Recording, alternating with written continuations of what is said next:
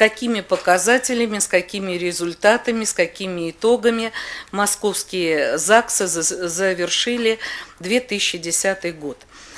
К сожалению, я хочу начать все-таки с регистрации заключения брака. И мы в 2010 году отметили небольшое, но снижение заключения браков у нас в Москве. 91 140 браков было заключено. Это на 1182 акта меньше, чем в 2009 году. По-прежнему большинство московских молодоженов предпочитают заключать брак в возрасте 25-34 лет. И в 2010 году в этой возрастной группе вступили в брак 51% мужчин и 47% женщин. В возрасте от 18 до 24 лет заключили брак 20% мужчин, 33% женщин. В возрасте от 35 и старше 29% мужчин и 20% женщин. Для 68% мужчин и 71% женщин заключенный в 2010 году брак был первым. В 2010 году вступило 165 подростков в брак, из них 140 девушек и 25 юношей. Это меньше, чем в 2009 году, где-то на 30%. 10 416 браков было заключено в Москве с участием иностранцев. Это на 1926 браков меньше, чем в 2009 году. Чаще всего в прошедшем году в Москве вступали в брак граждане Украины, Молдовы, Армении, Белоруссии, Узбекистана, по уменьшающей, Азербайджана, Таджикистана, Киргизии, Казахстана и Грузии.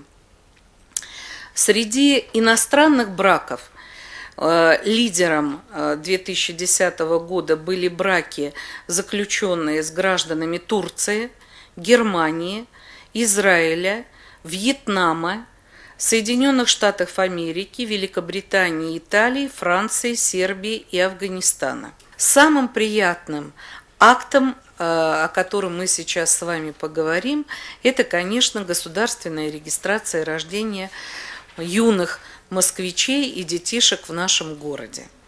И по итогам за 2010 год в Москве зарегистрировано 123 638 актов о рождении. Это на 7363 больше, чем в 2009 году. 11 327 рождений зарегистрировано в семьях, где один из родителей или оба родителя являются иностранными гражданами. Это на 390 актов меньше, чем в 2009 году. Не намного, но на 110 актов уменьшилось количество рождений в наших молодых семьях. И все-таки в молодых семьях, где возраст родителей до 30 лет, родилось 38 556 малышей. Я хочу вам напомнить, что правительством Москвы предусмотрен целый ряд дополнительных единовременных пособий в связи с рождением детей в молодых семьях. И при рождении первого ребенка единовременное пособие составляет 5 прожиточных минимумов, при рождении второго 7, при рождении третьих и последующих 10.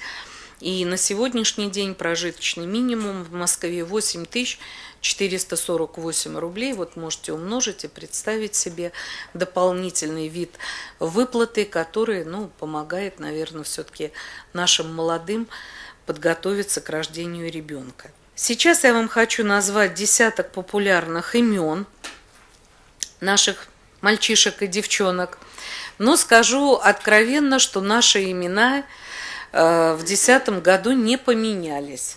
Лидером среди девочек остается Мария, второе место держит Анастасия, третье Дарья, Анна, Елизавета, Полина, Екатерина, Виктория, Софья и София. Софья – 9-ю позицию, и София – 10-е место. Как вы видите из этого списка, кто не первый раз принимает с нами участие, из десятка популярных имен среди девочек ушло имя Александра. Но среди мальчиков лидером по-прежнему остается Александр. Уже 6-й год он занимает первенство, 1-е место среди мужских имен. 2-е место занял Максим, Артем, Иван, Дмитрий, Михаил, Никита, Даниил, Егор и замыкает десятку имя Кирилл. Вот как бы самые популярные имена, которые используются москвичами при принятии решений, как назвать своего малыша. Среди необычных имен у нас Еремей Покровитель, 2-е имя, Лука Счастье, Самирсет, Оушен, имя, состоящее из 4 составляющих, Огнеслав, Моно Никита, Архип Урал, Кит Радость Океана и Алеша Каприна. 2-е имя, которым названа была девочка. В целом за последние 10 лет количество актов о смерти в Москве уменьшилось на 3,5%. И в 2000 году было зарегистрировано 130 692 акта, а в 2010 году 126 167. То есть мы все-таки полны оптимизма и очень надеемся, что если не будет глобальных каких-то аномальных явлений нашей природы, то все-таки возрастная группа наших людей будет увеличиваться, возраст проживания будет все больше и больше, и все-таки мы получим положительную динамику по Москве по уменьшению количества актов по государственной регистрации смерти.